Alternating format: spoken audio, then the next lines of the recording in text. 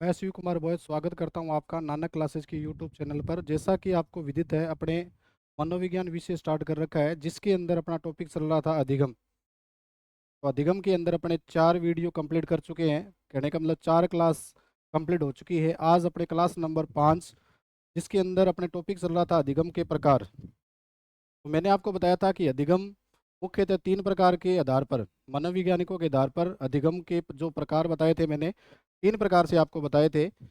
पहला जो प्रकार बताया था, वो बताया था डेविड आसुबेल के अनुसार अधिगम के प्रकार, जिसके अंदर अपने पढ़ा था डेविड आसुबेल ने जो अधिगम के जो प्रकार बताए थे वो 4 प्रकार के बताए थे। उसके बाद पिछली कक्षा के अंदर अपने पढ़ा था रॉबर्ट गेने के अनुसार अधिगम के प्रकार। और आज अपने पढ़ेंगे सामान्य अधिगम के प्रकार। तो बात करते हैं अपने अधिगम के प्रकार की।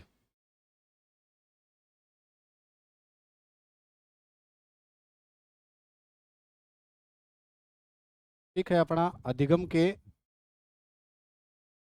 प्रकार।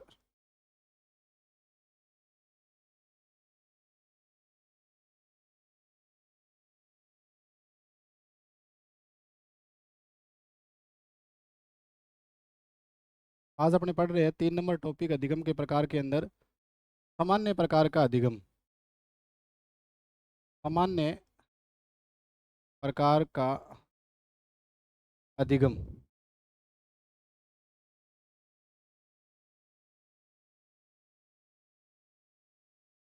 सामान्य प्रकार का अधिगम।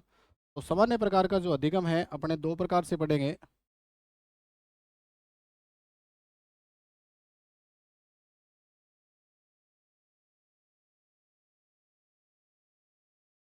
इसमें पहला है सामान्य प्रकार के अधिगम के प्रकार के अंदर पहला जो प्रकार है वो है संवेदी अधिगम। संवेदी अधिगम। और दूसरा है गामक अधिगम।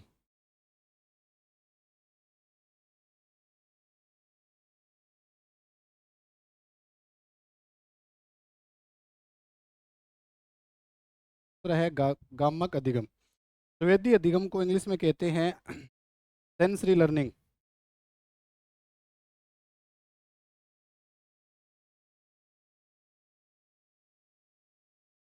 Sensory learning.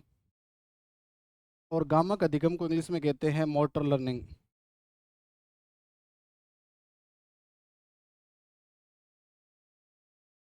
Motor learning. तो अपने अधिगम के प्रकार के अंदर 3 नंबर जो टॉपिक है वो है सामान्य प्रकार का अधिगम अपने पढ़ने जा रहे हैं। तो सामान्य प्रकार के अधिगम के अंदर 2 प्रकार है। एक तो है संवेदी अधिगम और दूसरा है गामक अधिगम। संवेदी अधिगम जिसको इंग्लिश में कहते हैं सेंसरी लर्निंग, और गामक अधिगम जिसको कहते हैं मोटर लर्निंग। अब इसके अंदर 2 शब्दों की बार बार पुनरावृत्ति होगी। तो इसके अंदर एक तो आएगा ज्ञानेंद्रिय। ज्ञानेंद्रिय। जैसा कि आपको विदित है कि मानव शरीर के अंदर 5 ज्ञानेंद्रियां पाई जाती है।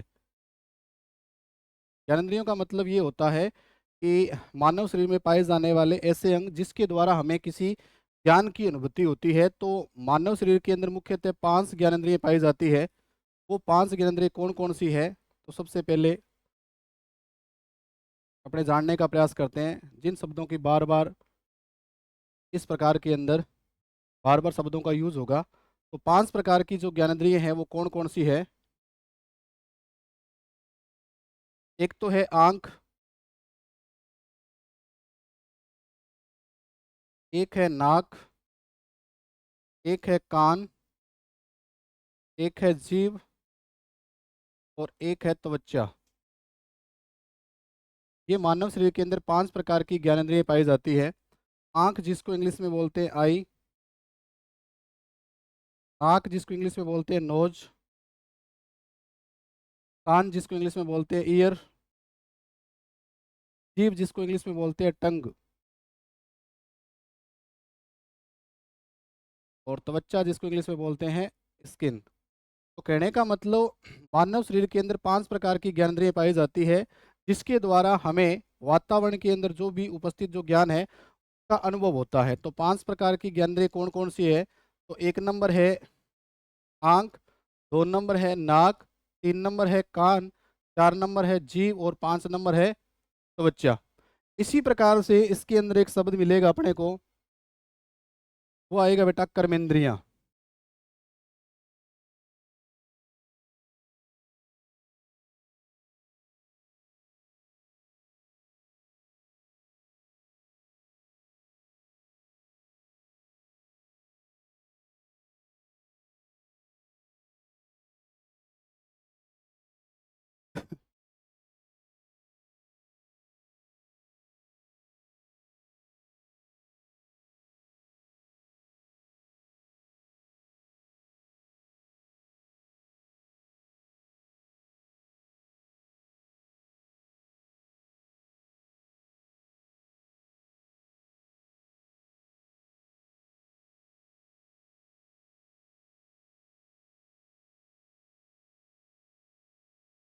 तो अपने 5 प्रकार की ज्ञानेंद्रियों की बात कर रहे थे, जिसके अंदर 5 प्रकार की ज्ञानेंद्रिय अपने पड़ी है आँख, नाक, कान, जीभ और त्वचा। इसी प्रकार से अपने बात करें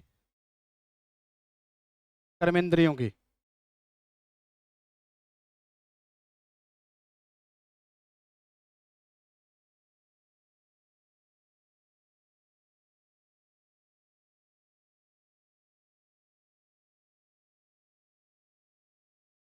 कर्मेंद्रियाँ। अब कर्मेंद्रियों का मतलब ये होता है कि ज्ञानेंद्रियों के अलावा जितने भी ऑर्गन जो हैं, ज्ञानेंद्रियाँ 5 है और कर्मेंद्रियों का मतलब होता है कि ज्ञानेंद्रियों के अलावा जितने भी ऑर्गन है वो सारे के सारे किसके अंदर आते हैं? कर्मेंद्रियों के अंदर। तो अपने ये कह सकते हैं कर्मेंद्रियों का मतलब क्या है कि इन ज्ञानेंद्रियों के अलावा जितने भी जो ऑर्गन आते हैं वो किसके अंदर शामिल होते हैं? तो वो होते हैं कर्मेंद्रियों के अंदर। तो आज अपने अधिगम के प्रकार के अंदर सामान्य प्रकार का अधिगम पढ़ रहे हैं। तो जिसके अंदर अपने दो शब्दों को जानने का प्रयास किया, एक तो ज्ञानेंद्रियां और एक कर्मेंद्रियां। तो ज्ञानेंद्रियां जो मानव शरीर के अंदर कितने प्रकार की है? 5 प्रकार की, जिसे हमें ज्ञान की अनुभूति होती है। उसके बाद अपने जानने का प्रयास किया कर्मेंद्रियां। कर्मेंद्रियों का मतलब होता है ज्ञानेंद्रियों के अलावा, ज्ञानेंद्रियों के अलावा जितने भी ऑर्गन्स जो होते हैं वो किसके अंदर आते हैं? कर्मेंद्रियों के अंदर। अब अपने बात करते हैं कि स्वेदी अधिगम के अंदर क्या होगा और गामक अधिगम के अंदर क्या होगा। अब स्वेदी अधिगम का मतलब, इसके अंदर हमें संवेदनाओं का, इसके अंदर क्या होगा मतलब एक ऐसा अधिगम जिसके अंदर जो सूचनाएं जो होगी वो ज्ञानेंद्रियों द्वारा मस्तिष्क तक पहुंचेगी। तो अपन इसकी परिभाषा लिखना चाहें तो लिख सकते हैं,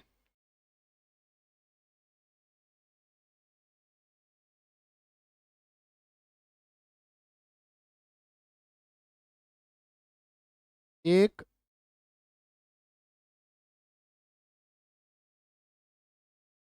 ऐसा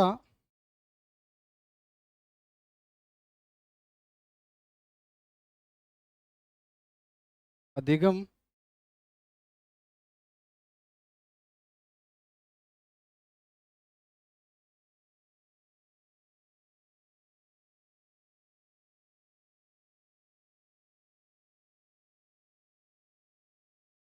अपने बात कर रहे थे ज्ञानेंद्रियों की। तो मानव शरीर के अंदर 5 प्रकार की ज्ञानेंद्रिय पाई जाती है, जिसके अंदर अपने देखा कि आंख, नाक, कान, जीभ और त्वचा।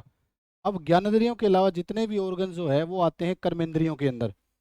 एक बार फिर बता दें कि अपने टॉपिक चल रहा था अधिगम के प्रकार, जिसके अंदर 3 नंबर अधिगम का प्रकार जो सामान्य प्रकार का अधिगम है, ये होता है 2 प्रकार का। एक तो होता है संवेदी अधिगम, जिसको इंग्लिश में कहते हैं सेंसरी लर्निंग, और एक होता है गामक अधिगम, जिसको कहते हैं मोटर लर्निंग।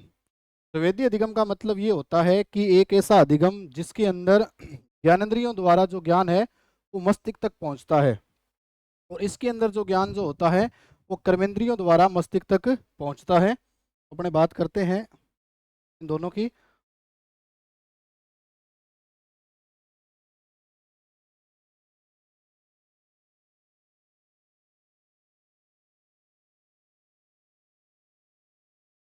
अधिगम के प्रकार, इसके अंदर पहला संवेदी अधिगम।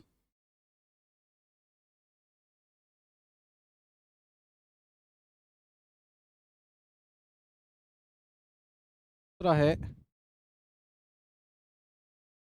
गामक अधिगम।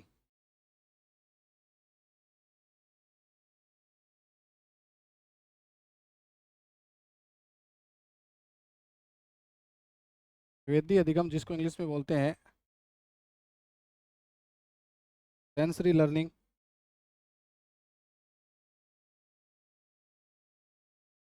गामक अधिगम जिसको बोलते हैं मोटर लर्निंग।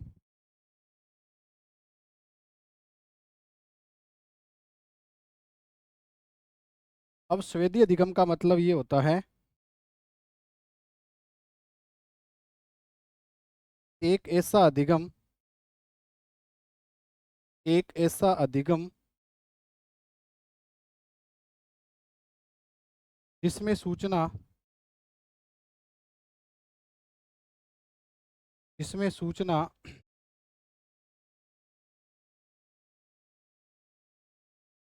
ज्ञानेंद्रियों द्वारा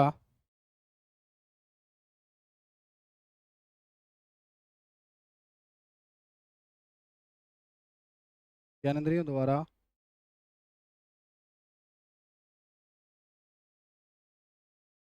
मस्तिष्क तक पहुंचती है।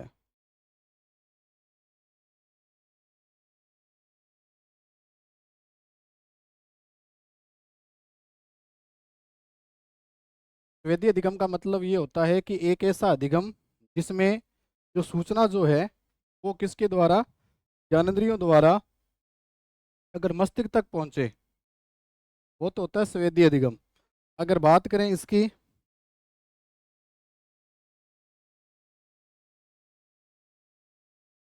एक ऐसा अधिगम, एक ऐसा अधिगम जिसमें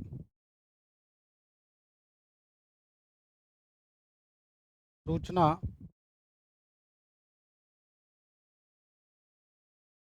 कर्मेंद्रियों से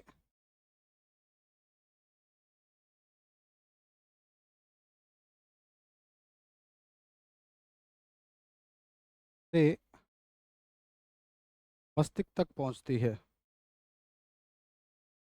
मस्तिष्क तक पहुंचती है।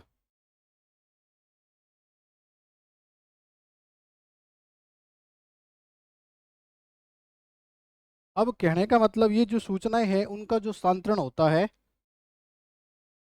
मानव शरीर के अंदर, ये जो सूचनाओं का जो स्थानांतरण होता है उनके लिए एक तंत्र पाया जाता है जिसका नाम है बेटा तंत्रिका तंत्र। अगर आपको इसको जानना चाहें, कहने का मतलब मानव शरीर के अंदर जो भी सूचनाएं जो है, मानव जो भी व्यवहार करता है, जैसे कोई भी एक्टिविटीज करता है, कोई भी जो सूचना है, जैसे किसी गर्म वस्तु को छूने पर, या कोई व्यक्ति अगर किसी व्यक्ति का हाथ आग की तरफ धकेलता है तो उसका हाथ पीछे की ओर जाता है। तो कहने का मतलब ये जो सूचनाएं जो है इसके तंत्रिका तंत्र के अंदर होती है, तंत्रिकाएं, बहुत सारी तंत्रिकाएं होती है, वो क्या करती है सूचनाओं को एक स्थान से दूसरे स्थान पर भेजती है। तो जैसा कि आपको पता है कि तंत्रिका तंत्र मानव के अंदर क्या होता है, प्रेजेंट होता है। तंत्रिका तंत्र भी तीन प्रकार का होता है, केंद्रीय, परिधीय और स्वायत्त तंत्रिका तंत्र।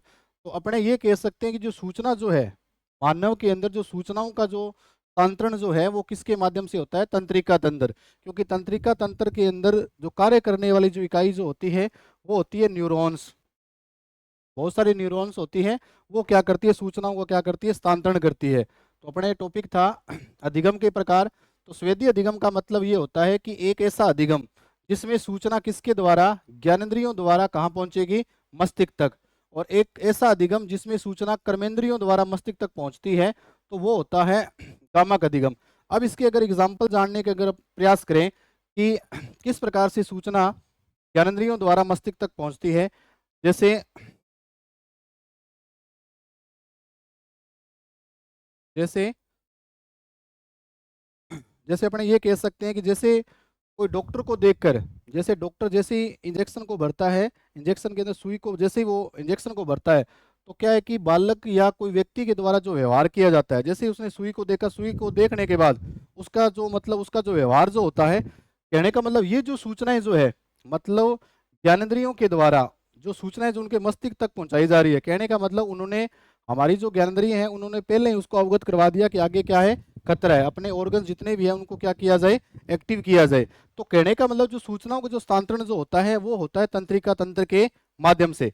अब जैसे मैंने ये बताया कि जैसे कोई व्यक्ति डॉक्टर को देखकर अपना जो व्यवहार है या अपनी जो प्रतिक्रिया है वो चेंज करने का प्रयास करता है, तो जैसे ही उसने डॉक्टर को देखा, डॉक्टर को देख के अपना जो व्यवहार चेंज कर रहा है, तो ये सूचनाएं जो है, ये जो सूचनाएं हैं वो ज्ञानेंद्रियों ने कहाँ पहुंचाई है, उसके मस्तिष्क तक पहुंचाने का प्रयास किया है। या जैसे अपने ये कह दें कि जैसे ही हम किसी गर्म वस्तु को छूते हैं, जैसे ही हम किसी जैसे मान लीजिए कोई गर्म वस्तु है, गर्म वस्तु को छूने के बाद हम हमारा जो हाथ है वो पीछे की ओर करते हैं।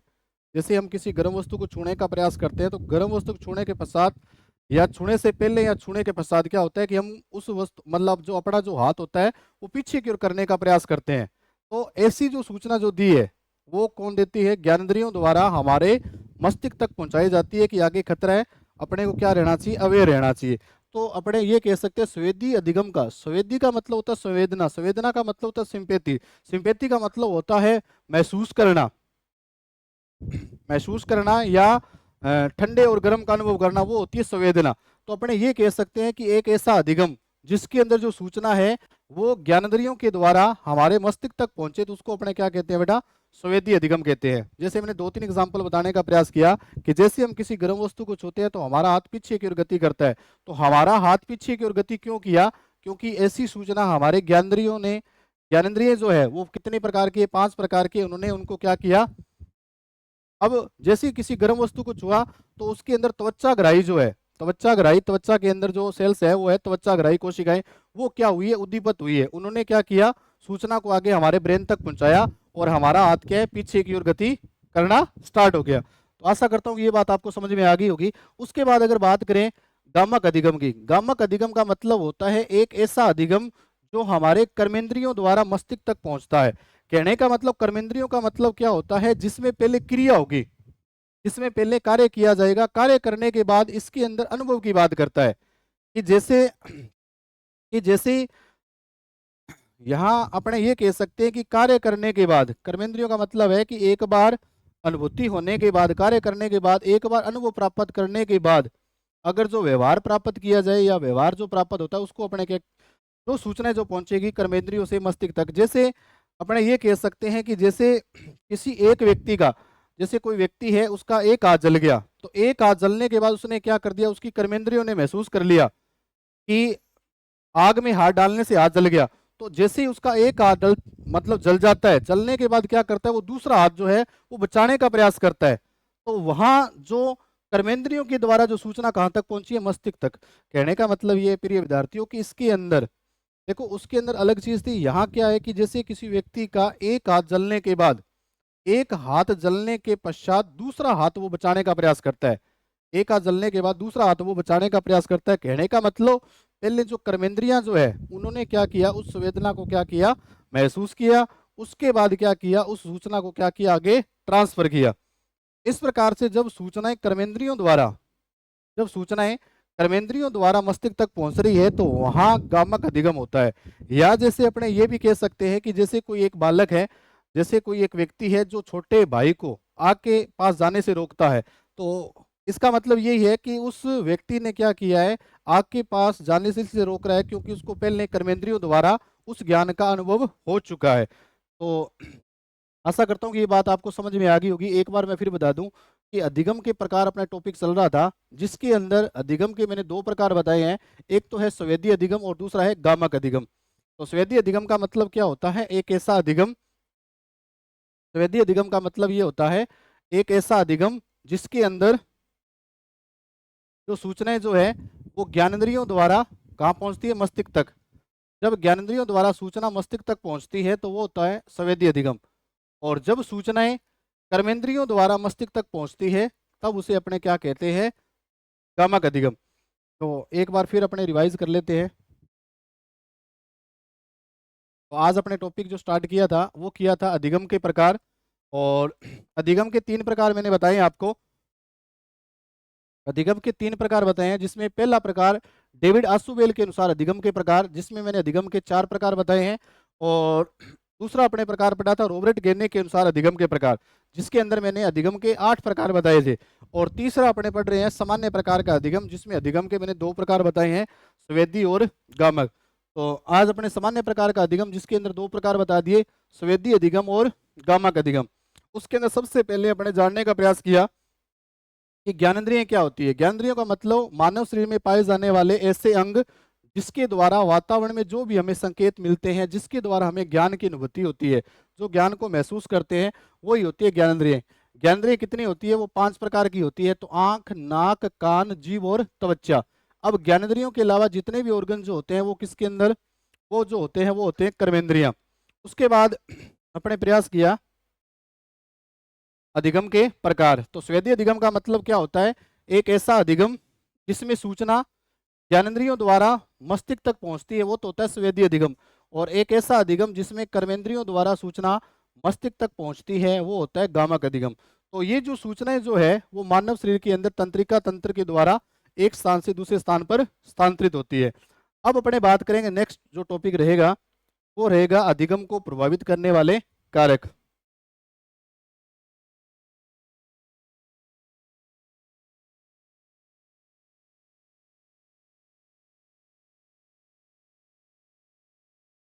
अधिगम को प्रभावित करने वाले कारक।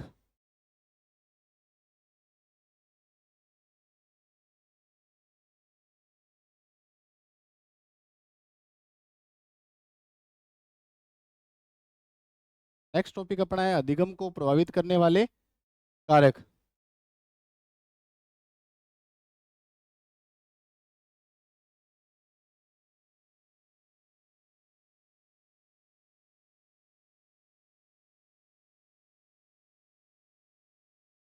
अधिगम को प्रभावित करने वाले कारक। तो अधिगम को प्रभावित करने वाले कारक है उसको अपने 4 प्रकार से पढ़ेंगे। तो पहला अधिगम को प्रभावित करने वाले कारक जो है वो है शिक्षार्थी से संबंधित कारक, दूसरा है शिक्षक से संबंधित कारक, और तीसरा है विषय वस्तु से संबंधित कारक, और चौथा पढ़ेंगे अपने वातावरण से संबंधित कारक। तो नेक्स्ट टॉपिक अपना है अधिगम को प्रभावित करने वाले कारक। तो अधिगम को प्रभावित करने वाले जो कारक है वो अपने 4 प्रकार से पढ़ेंगे।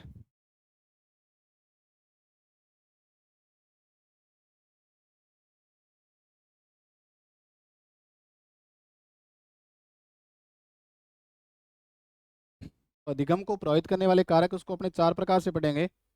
पहला है विद्यार्थी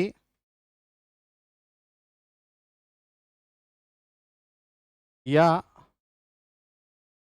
शिक्षार्थी, या इससे भी अच्छा शब्द आता है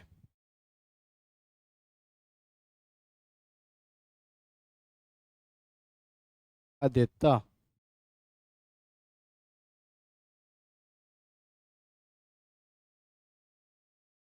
को प्रभावित करने वाले कारक।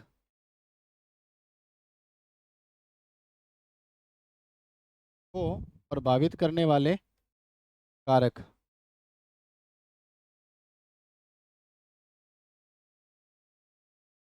तो पहला है विद्यार्थी बोल दीजिए, या शिक्षार्थी बोल दीजिए, या अध्येता बोल दीजिए, को प्रभावित करने वाले कारक।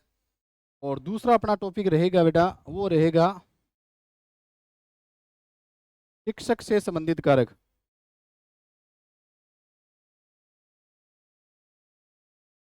शिक्षक से संबंधित कारक।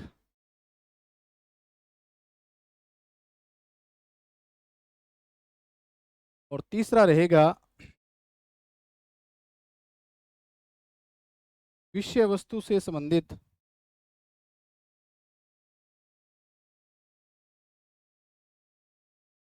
विषय वस्तु से संबंधित कारक।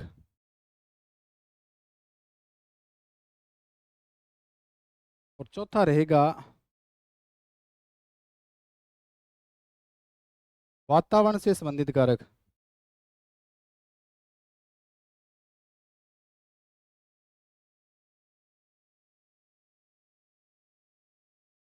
अब कहने का मतलब अपना टॉपिक चल रहा है अधिगम को प्रभावित करने वाले कारक। अधिगम को प्रभावित करने वाले कारक अपने 4 प्रकार से पढ़ेंगे। पहला है विद्यार्थी या शिक्षार्थी या अध्येता से संबंधित अध्येता को प्रभावित करने वाला कारक।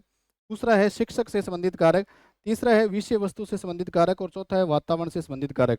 अब इसके अंदर ये भी टॉपिक बहुत इंपॉर्टेंट है, क्योंकि इसके अंदर क्वेश्चन पूछा जाता है कि जैसे कोई एक आपको टॉपिक दे दिया जाएगा, जैसे आपको टॉपिक दे दिया कि इसके अंदर कोई भी कारक दे दिया, जैसे प्रस्तुतिकरण, तो आप इसमें प्रश्न ऐसे पूछा जाएगा कि प्रस्तुतिकरण का संबंध निम्न में से किससे है, तो वहां ऑप्शन मिल जाएगा विद्यार्थी मिल जाएगा, शिक्षक मिल जाएगा, विषय वस्तु मिल जाएगा या वातावरण से संबंधित।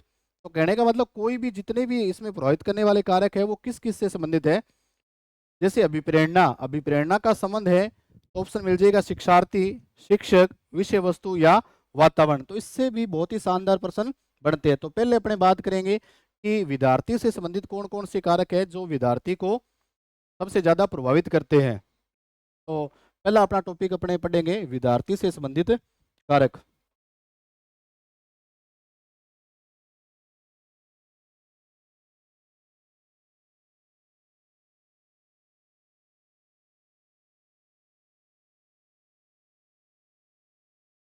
विद्यार्थी से संबंधित कारक।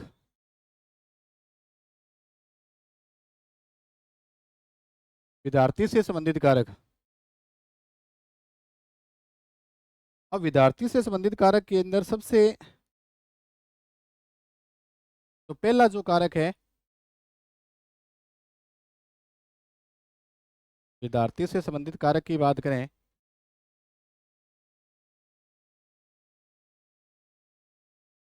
के अंदर नंबर 1 की बात करें तो 1 नंबर पे है विद्यार्थी को प्रभावित करने वाला कारक है बेटा अभिप्रेरणा। अभिप्रेरणा या जिसको क्या कहते हैं मोटिवेशन।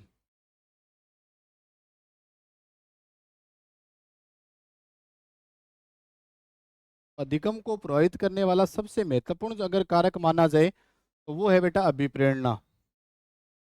अब अभिप्रेरणा का मतलब क्या होता है, अभिप्रेरित करने वाला, मतलब एक ऐसा कारक जिसके द्वारा हम क्या होते हैं बेटा अभिप्रेरित होते हैं, तो वो होती है अभिप्रेरणा। तो कहने का मतलब कोई भी व्यक्ति है अगर किसी कार्य करने के मतलब कार्य करने के लिए अभिप्रेरणा बहुत जरूरी है। कहने का मतलब अगर कार्य करने के लिए अगर अभिप्रेरित नहीं है, अगर उसके मन के अंदर कार्य करने की अगर इच्छा नहीं है, अगर वो उस कार्य करने के लिए वो अभिप्रेरित नहीं है, उस कार्य को नहीं किया जा सकता। तो सबसे महत्वपूर्ण जो कारक है वो होता है अभिप्रेरणा। जैसे अपने ये देखा भी जाता है कि अधिगम को प्रभावित करने वाले कारकों के अंदर सबसे महत्वपूर्ण जो कारक माना गया है वो अभिप्रेरणा। कहने का मतलब अगर कोई व्यक्ति आंतरिक रूप से अभिप्रेरित है तो वो उस कार्य को बहुत ही बेहतर तरीके से कर सकता है। तो व्यक्ति का अभिप्रेरित होना भी बहुत ही जरूरी है। तो कहने का मतलब अभिप्रेरणा भी बेटा दो प्रकार से होती है। जैसे एक तो अपने पढ़ते हैं आंतरिक रूप से अभिप्रेरणा और एक होती है बाह्य रूप से अभिप्रेरणा। इसके अंदर अभिप्रेरणा भी अपने कितने प्रकार की पढ़ते हैं, तो अभिप्रेरणा का मतलब होता है अभिप्रेरित करने वाला कारक। प्रेरित करने वाला, प्रेरित करने वाला, प्रेरित करने वाला कारक वो क्या कहलाएगा अभिप्रेरणा।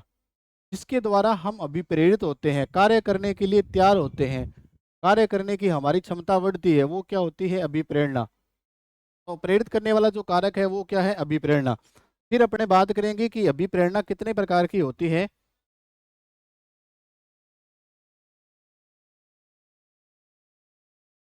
बेटा अभिप्रेरणा भी कितने प्रकार की होती है, अभिप्रेरणा भी दो प्रकार की होती है।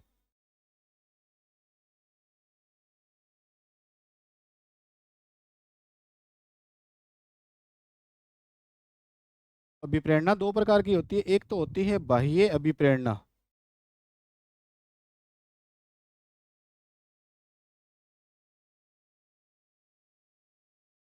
और एक होती है आंतरिक अभिप्रेरणा। आंतरिक अभिप्रेरणा,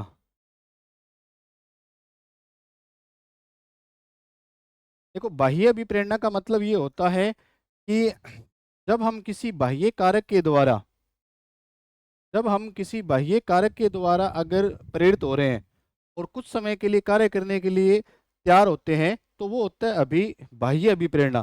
कहने का मतलब अगर जैसे कई बार क्या होता है कि हम नर्वस होते हैं या कार्य करने के लिए निष्क्रिय होते हैं। तो किसी व्यक्ति के द्वारा या किसी मोटिवेटर स्पीकर के द्वारा या किसी प्रेरित करने वाले कारक के द्वारा अगर हम अभिप्रेरित हो गए और कुछ समय के लिए क्या है कार्य करने के लिए हम तैयार हो जाते हैं, तो वो तो होता है बाह्य अभिप्रेरणा।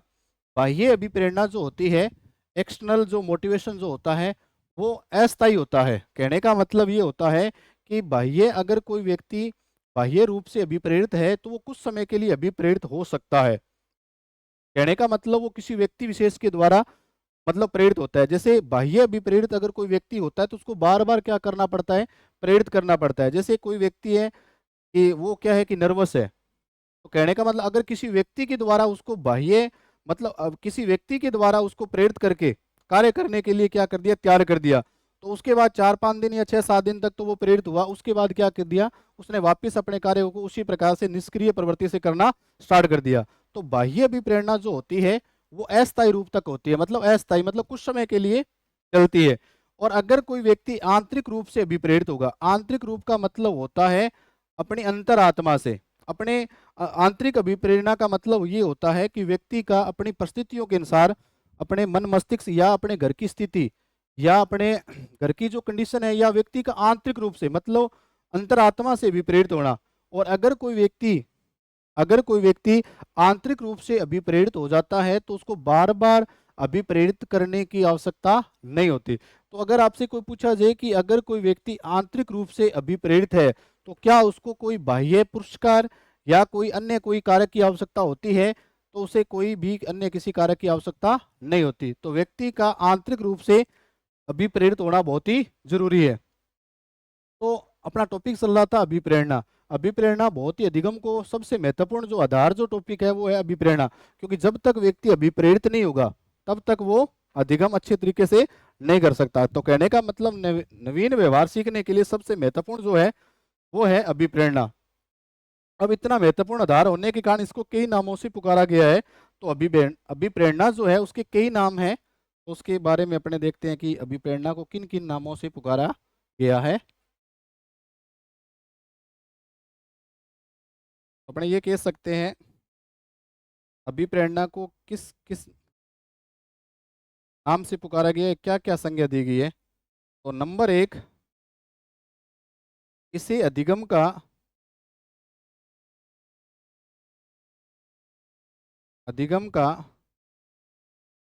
सबसे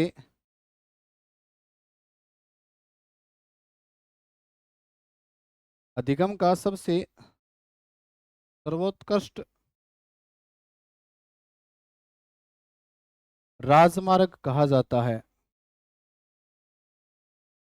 पहला तो है अधिगम का सबसे सर्वोत्कृष्ट राजमार्ग। दूसरा इसको कहा जाता है अधिगम का हृदय हृदय। जैसे मानव शरीर के अंदर प्रत्येक जो क्रिया जो होती है वो हमारे हृदय के द्वारा संचालित होती है, उसी प्रकार से इसको हृदय की संज्ञा दी गई है। अधिगम का जो हृदय जो होता है वो क्या होता है, अभिप्रेरणा होता है, या अधिगम का चालक भी कहते हैं। अधिगम का चालक, तो इसको कई नामों से पुकारा गया है। तो पहला है अधिगम का सर्वोत्तम सोपान भी कह सकते हैं, या अधिगम का सर्वश्रेष्ठ राजमार्ग, या अधिगम का मुख्य चालक, या अधिगम का हृदय, या अधिगम की अनिवार्य स्थिति। तो ये क्या है इसका महत्वपूर्ण मतलब, कहने का मतलब जो अभिप्रेरणा जो है व्यक्ति को सबसे, अगर आपसे प्रश्न पूछा जाए कि विद्यार्थी को सबसे महत्वपूर्ण मतलब विद्यार्थी को सबसे ज्यादा अगर प्रभावित करने वाला जो कारक है, तो उसके अंदर अगर शब्द आता है अभिप्रेरणा, तो सबसे पहले अपने किस ऑप्शन पे जाएंगे, अभिप्रेरणा पे। तो ये भी कह सकते हैं कि अधिगम का सर्वोत्तम जो सोपान जो होता है वो भी क्या होता है, अधिगम का सर्वोत्तम सोपान। सोपान का मतलब सीखने की प्रक्रिया, चरण जिसको बोलते हैं, या अपने ये कह सकते हैं अधिगम की अनिवार्य स्थिति। अधिगम की अनिवार्य स्थिति।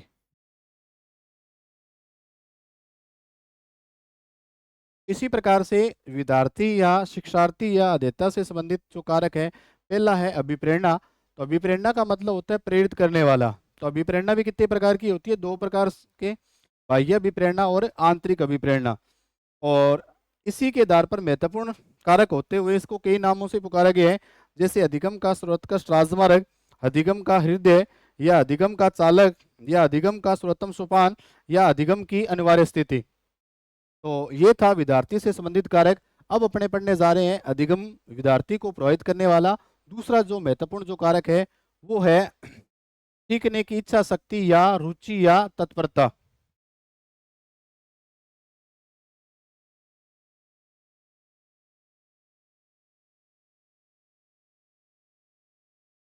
दूसरा जो कारक है वो है सीखने की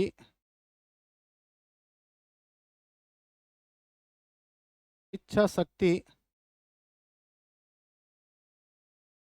को अपने विल पावर बोलते हैं, या रुचि जिसको इंटरेस्ट, या तत्परता जिसको रेडीनेस बोलते हैं। कहने का मतलब तीनों शब्द एक दूसरे के अर्थ के मामले में समानार्थी है ये।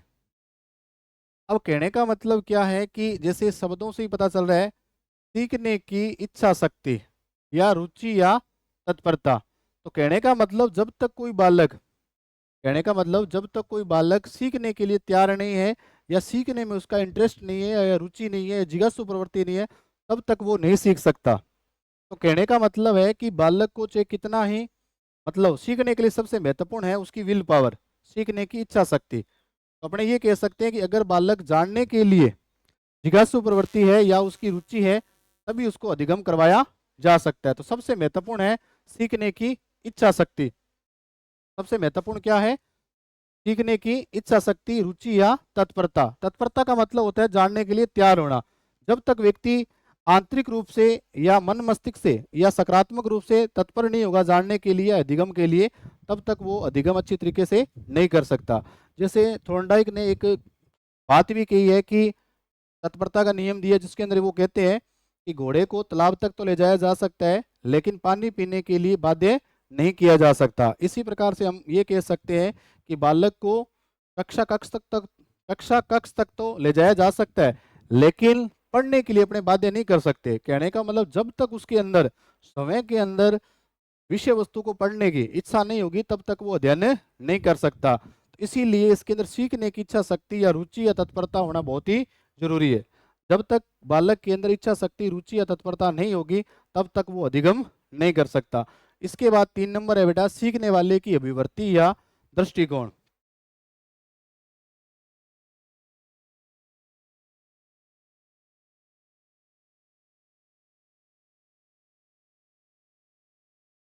सीखने वाले की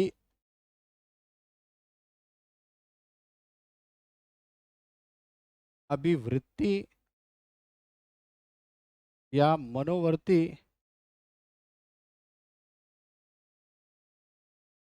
या दृष्टिकोण।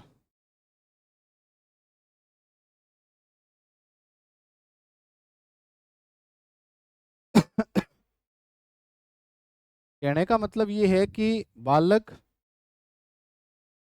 जैसे अपने पहले बात की अभिप्रेरणा की, तो कहने का मतलब अधिगम के लिए सबसे सीखने वाले की अभिवृत्ति या मनोवृत्ति या दृष्टिकोण भी बहुत ही महत्वपूर्ण होता है।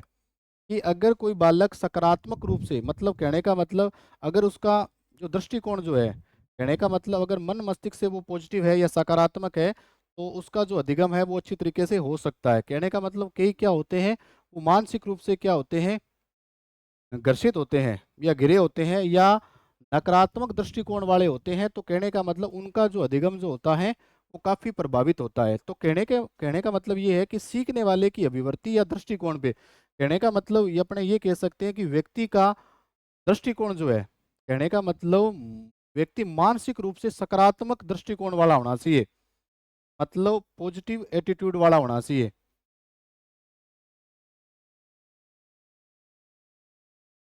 सकारात्मक दृष्टिकोण कहने का मतलब यही हुआ कि अगर कोई व्यक्ति सकारात्मक रूप से, अगर पॉजिटिव रूप से हर बात तथ्य को मतलब समझने का प्रयास करता है, उसके अंदर जो अधिगम जो होगा वो क्या होगा, अच्छी तरीके से, या वो नया व्यवहार है वो कम समय के अंदर सीख सकता है। तो व्यक्ति का तो मतलब सीखने वाले की या व्यक्ति के अंदर सबसे पहले जो दृष्टिकोण है या उसकी जो मनोवृत्ति है वो पॉजिटिव होनी बहुत ही जरूरी है। कई बार क्या होते हैं कि बहुत सारे जो विद्यार्थी जो होते हैं वो क्या होते हैं, नकारात्मक दृष्टिकोण वाले होते हैं। छोटी छोटी बातों को क्या लेके चलते हैं वो नकारात्मक दृष्टिकोण की ओर लेके चलते हैं। तो कहने का मतलब ये होता है कि बालक को हमेशा पॉजिटिव रहते हुए, बालक को हमेशा पॉजिटिव रहते हुए अपने अध्ययन पे ध्यान देना चाहिए। उसके बाद है नेक्स्ट है अपने शैक्षणिक पृष्ठभूमि। 4 नंबर है शैक्षणिक पृष्ठभूमि। तो अधिगम को प्रभावित करने वाले कारक के अंदर 4 नंबर जो कारक है बेटा वो है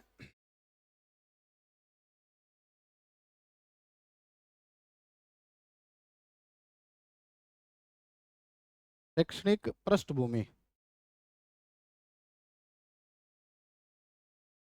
या जिसको अपने ये कह सकते हैं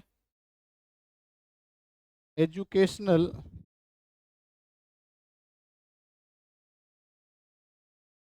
एजुकेशनल बैकग्राउंड। कहने का मतलब ये है कि बालक का, अगर कोई बालक कक्षा कक्ष के अंदर या क्लास के अंदर सही तरीके से व्यवहार नहीं कर रहा, तो हो सकता है कि उसके आपको एजुकेशनल जो बैकग्राउंड है उसको भी जानने का प्रयास करना चाहिए। कई बार क्या होता है कि बालक पढ़ने में इंटेलिजेंट होता है लेकिन उसके घर का जो माहौल है या एजुकेशनल जो बैकग्राउंड है या उसके आसपास का जो वातावरण है वो सही नहीं होने के कारण भी वो क्या कर पाता है, अच्छी तरह से अधिगम या अपने जो शिक्षा का जो स्तर है वो उतना अच्छा नहीं बढ़ा पाता। तो कहने का मतलब अध्यापक को अगर कोई बालक, मतलब कहने का मतलब सबसे पहले तो अध्यापक को मनोविज्ञान का ज्ञान होना जरूरी है, क्योंकि अगर अध्यापक को मनोविज्ञान का ज्ञान होगा तो वो बालक की प्रत्येक व्यवहार को देखकर उसमें अनुमान लगाया जा सकता है। अगर कोई बालक, अगर कई बार क्या होता है कई बालक बहुत इंटेलिजेंट होते हैं लेकिन वो क्या है कि घर की परिस्थितियों के कारण क्या होता है वो इतना अच्छा प्रदर्शन नहीं कर पाते। तो कहने का मतलब ये है कि अगर बालक कोई बार बार, अगर बार बार अपने अध्ययन करवाने के बाद अगर उसका जो प्रदर्शन है या उसकी जो परफॉर्मेंस है वो सही तरीके से नहीं आ रही, तो अपने उसका एजुकेशनल जो बैकग्राउंड है उसको जानने का प्रयास करना चाहिए। एजुकेशनल जो बैकग्राउंड है उसको जानने का प्रयास करना चाहिए। जैसे मान लीजिए अपने ये कहते हैं कि कुछ बालक ऐसे भी होते हैं, जैसे कुछ बालक ऐसे होते हैं जिन्होंने 2 या 3 वर्ष का क्या है चीज, मतलब अध्ययन के दौरान क्या ले लिया बेटा, गैप ले लिया। जैसे 2 या 3 वर्ष का क्या ले लिया, बीच में गैप ले लिया। और कुछ विद्यार्थी हैं जो कंटिन्यू क्या है, कंटिन्यू क्या है, अध्ययनरत है। तो कहने का मतलब उनके अंदर भी क्या है, अध्ययन के ऊपर प्रभाव, मतलब उनके जो अधिगम के ऊपर प्रभाव पड़ता है। जो व्यक्ति लगातार अध्ययनरत है, मतलब कंटिन्यू जो अध्ययनरत है, तो उनको अधिगम करवाने में क्या रहेगी, आसानी रहेगी। अगर कोई बालक 2 या 3 वर्ष बीच के अंदर गैप ले चुका है या उसने जो पढ़ाई छोड़ दी है, तो उसका उसके अधिगम के ऊपर प्रभाव पड़ता है। तो सबसे पहले अध्यापक को उसके एजुकेशनल जो बैकग्राउंड है उसको जानने का प्रयास करना चाहिए। उसके बाद अपने बात करेंगे 5 नंबर जो कारक है वो है सीखने का समय व अवधि।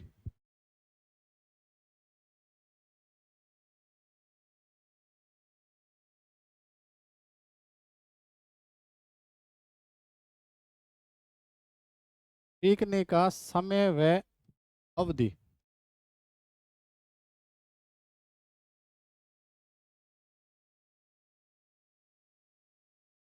अब इसका मतलब ये है कि सीखने का समय व अवधि का मतलब है कि उसके पढ़ने का समय क्या है, मतलब वो सुबह पढ़ता है या रात को लेट तक पढ़ता है। मतलब अधिगम करने का समय, अवधि का मतलब है कि वो कितने घंटे तक पढ़ता है। सीखने का समय का मतलब क्या है, वो किस समय, मतलब अर्ली मॉर्निंग पढ़ता है या रात को पढ़ता है या दिन को पढ़ता है। तो वो तो हो गया सीखने का समय। अवधि का मतलब है वो कितने घंटे अध्ययन करता है। तो ये मनोवैज्ञानिकों के अनुसार या जो प्रत्येक व्यक्ति का या प्रत्येक बालक का जो सीखने का जो समय है या पढ़ने का जो समय है वो प्रत्येक व्यक्ति का अलग अलग होता है। कई व्यक्ति सुबह जल्दी उठकर पढ़ना पसंद करते हैं और कई व्यक्ति सुबह लेट उठते हैं लेकिन वो क्या है दिन के अंदर या रात को लेट तक पढ़ते हैं।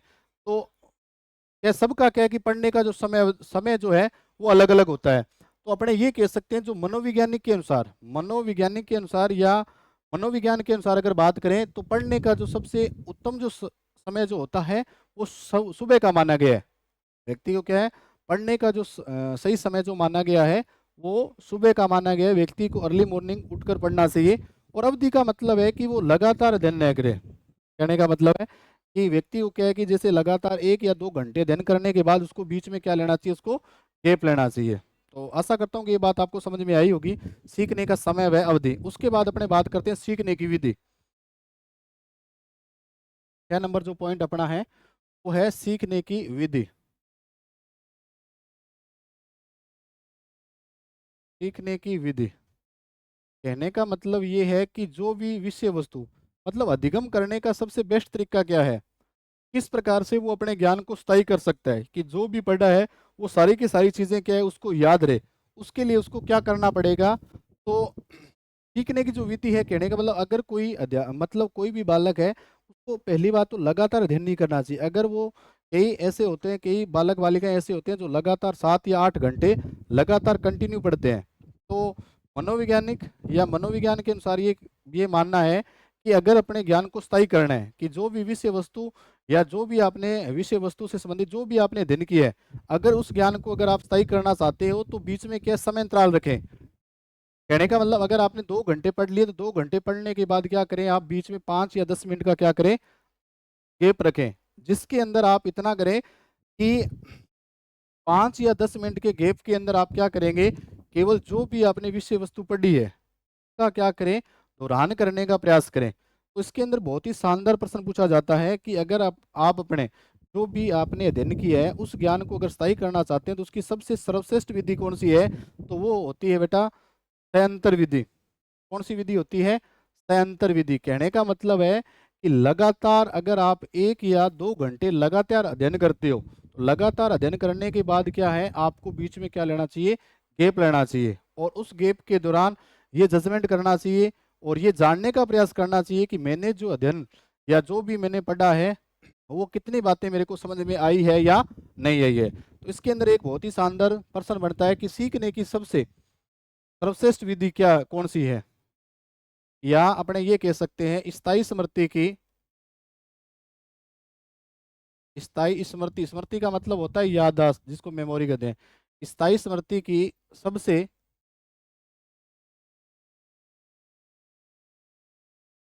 सर्वश्रेष्ठ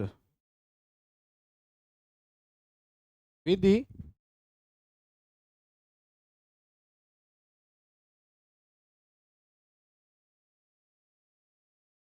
सर्वश्रेष्ठ विधि जो होती है वो होती है सयंतर विधि।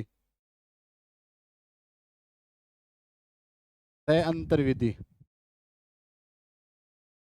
कहने का मतलब यही है कि आप लगातार अगर आप अध्ययन कर रहे हो, जैसे 2 घंटे आपने पढ़ाई कर ली तो उसके बाद 5 या 10 मिनट का बीच में क्या रखें, अंतर रखें। और उसके अंदर जो भी आपने अध्ययन किया है तो क्या करें, आप स्थायी स्मृति के अंदर बिठाने का प्रयास करें। उसके बाद है बेटा आयु, नेक्स्ट है आयु एवं परिपक्वता। के बाद है आयु एवं परिपक्वता।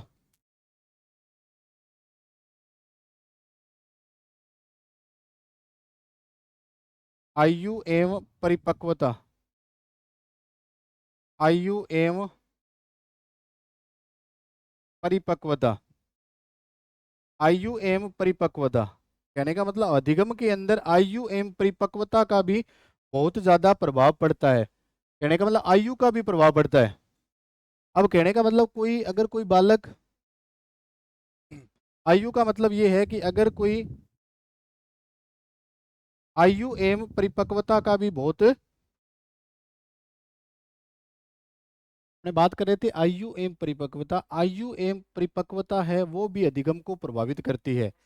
जैसे अपने ये कह सकते हैं कि आयु का भी प्रभाव पड़ता है। जैसे अगर कोई एक बालक जो 10 वर्ष का है और एक 45 वर्ष का है, कहने का मतलब उसका जो प्रभाव पड़ेगा, उसका प्रभाव पड़ेगा, आयु का भी प्रभाव पड़ता है।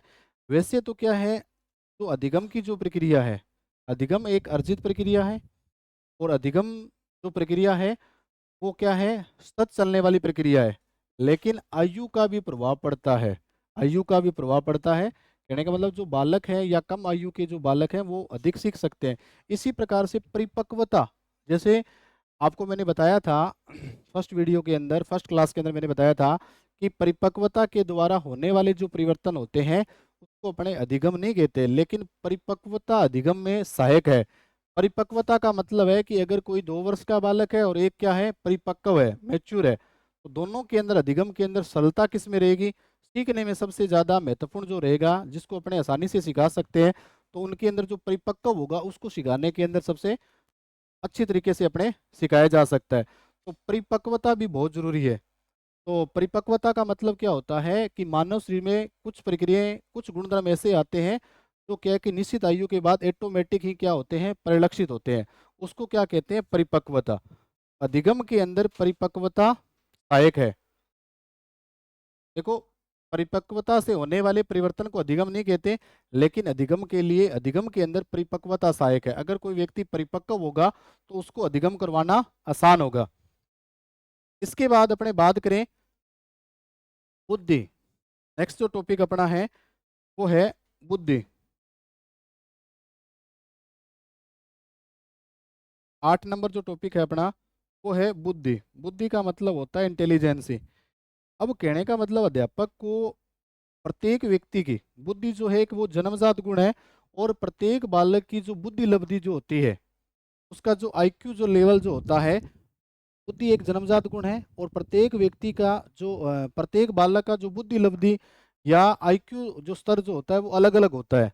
तो कहने का मतलब ये है कि उसके अंदर अध्यापक को हमेशा आईक्यू लेवल ही, आईक्यू लेवल के हिसाब से करवाना चाहिए। अगर कोई बालक निम्न बुद्धि स्तर का है या उसका आईक्यू लेवल है वो बहुत ही कम है, तो कहने का मतलब उनको इस प्रकार की मतलब ज्ञान की या इस प्रकार की मतलब विषय वस्तु नहीं करवानी चाहिए जो उसके स्तर की नहीं है। तो बुद्धि का मतलब क्या है कि बालक को अधिगम के बुद्धि स्तर के अनुसार करवाना चाहिए, कि बालक की जो बुद्धि लब्धि है या जानने की जो प्रवृत्ति है वो किस प्रकार की है। तो उसके अंदर, अधिगम के अंदर बुद्धि लब्धि का भी बहुत प्रभाव पड़ता है। तो अध्यापक को हमेशा उसके बुद्धि लब्धि के स्तर या आईक्यू लेवल को जानकर ही अधिगम करवाना चाहिए। उसके बाद है, नेक्स्ट है अभ्यास।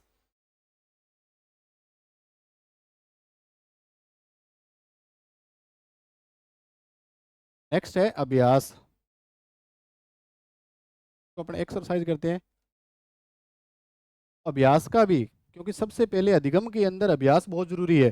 क्योंकि अगर कोई भी व्यक्ति है उसके अंदर किसी भी कार्य के अंदर जो परफेक्शन जो आता है, अगर कोई भी व्यक्ति है वो अपने कार्य के अंदर श्रेष्ठ होता है, तो उसके अंदर श्रेष्ठता के अंदर उसके अंदर सबसे महत्वपूर्ण जो होता है वो होता है अभ्यास। क्योंकि बार बार अभ्यास करने से क्या होती है, उसकी जो दक्षता है, उसकी कार्य करने की जो क्षमता है या कार्य करने की जो वृद्धि है या कार्य करने की जो दर है वो क्या होती है, उसके अंदर बढ़ोतरी होती है। तो व्यक्ति, कोई भी व्यक्ति हमेशा श्रेष्ठ नहीं होता, क्योंकि वो बार बार अभ्यास करके, बार बार अभ्यास करके ही अपने क्या है, स्किल को क्या करता है, विकसित करता है। तो अभ्यास ही बहुत जरूरी है। कहने का मतलब किसी भी कार्य के अंदर, किसी भी कार्य के अंदर अगर कोई व्यक्ति दक्ष होता है तो वो किसके माध्यम से, बार बार अभ्यास करने से। उसके बाद है थकान। उसके बाद है थकान। थकान भी क्या है, अधिगम को प्रभावित करती है। थकान भी क्या है, अधिगम को प्रभावित करती है। कहने का मतलब ये है, अगर कोई व्यक्ति मानसिक रूप से थकान, अगर मानसिक रूप से थकान है या शारीरिक रूप से थकान है, तो कहीं ना कहीं प्रत्यक्ष या अप्रत्यक्ष रूप से उसका अधिगम सही तरीके से नहीं हो पाएगा। उसके बाद है शारीरिक व मानसिक स्वास्थ्य। शारीरिक व मानसिक स्वास्थ्य। शारीरिक व मानसिक स्वास्थ्य। शारीरिक व मानसिक स्वास्थ्य। जैसा कि मनोवैज्ञानिकों के द्वारा माना भी गया है, शारीरिक व मानसिक स्वास्थ्य कि स्वस्थ शरीर में स्वस्थ मस्तिष्क का निवास होता है। बात भी बिल्कुल सही है। व्यक्ति का शारीरिक रूप से स्वस्थ, अगर कोई व्यक्ति शारीरिक रूप से स्वस्थ होगा तो वो मानसिक रूप से ही स्वस्थ होगा। तो व्यक्ति का शारीरिक और मानसिक रूप से स्वस्थ होना भी बहुत ही जरूरी है। तो अपने टॉपिक स्टार्ट कर रखा था अधिगम को प्रभावित करने वाले कारक, जिसके अंदर मैंने आज आपको पढ़ाए शिक्षार्थी या विद्यार्थी से संबंधित कारक।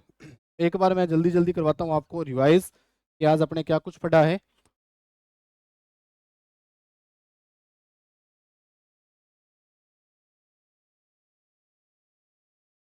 अपने बात करें, टॉपिक चल रहा था अपने अधिगम को प्रभावित करने वाले कारक। तो अधिगम को प्रभावित करने वाले कारक 4 है। तो पहला जो कारक है वो है विद्यार्थी या जिसको अपने शिक्षार्थी या अध्येता से संबंधित कारक। दूसरा है शिक्षक से संबंधित कारक। तीसरा है विषय वस्तु से संबंधित कारक। चौथा है वातावरण से संबंधित कारक। उसके बाद अपने बात की थी विद्यार्थी से संबंधित कारक के अंदर पहला है अभिप्रेरणा, जिसको है प्रेरित करने वाला कारक क्या होता है, अभिप्रेरणा। अभिप्रेरणा भी कितने प्रकार की होती है, 2 प्रकार की, बाह्य और आंतरिक। उसके बाद है, ये बहुत ही महत्वपूर्ण होने के कारण इसको कई नामों से पुकारा गया है। अधिगम का सबसे सर्वोत्कृष्ट राजमार्ग भी अभिप्रेरणा को माना गया है। अधिगम का जो हृदय है वो भी अभिप्रेरणा को माना गया है। अधिगम का मुख्य चालक या अधिगम का सर्वोत्तम सोपान या अधिगम की अनिवार्य स्थिति। उसके बाद अपने बात कर रहे थे सीखने की इच्छा शक्ति या रुचि या तत्परता, ये भी अधिगम को प्रभावित करती है। उसके बाद अपने पढ़ा सीखने वाले की अभिवृत्ति, मनोवृत्ति या दृष्टिकोण। दृष्टिकोण कि किसी के बारे में उसका मतलब क्या कुछ नजरिया है वो भी प्रभाव पड़ता है। सकारात्मक दृष्टिकोण अगर होगा तो उसके अंदर अधिगम अच्छी तरीके से होगा। उसके बाद अपने 4 नंबर प्रभावित करने वाला कारक पढ़ा शैक्षणिक पृष्ठभूमि या एजुकेशनल बैकग्राउंड, वो भी उसका भी प्रभाव पड़ता है। जैसे मैंने बताने का प्रयास किया कि एक कंटिन्यू लगातार अध्ययनरत है और एक बीच में क्या है कि उसने समय अंतराल ले रखा है। या अपने ये भी कह सकते हैं कि वातावरण का या उसके आसपास का वातावरण का भी प्रभाव पड़ता है कि उसके आसपास का किस प्रकार का माहौल है, उसका भी बच्चे के अधिगम पर या सीखने की दर पर क्या है प्रभाव पड़ता है।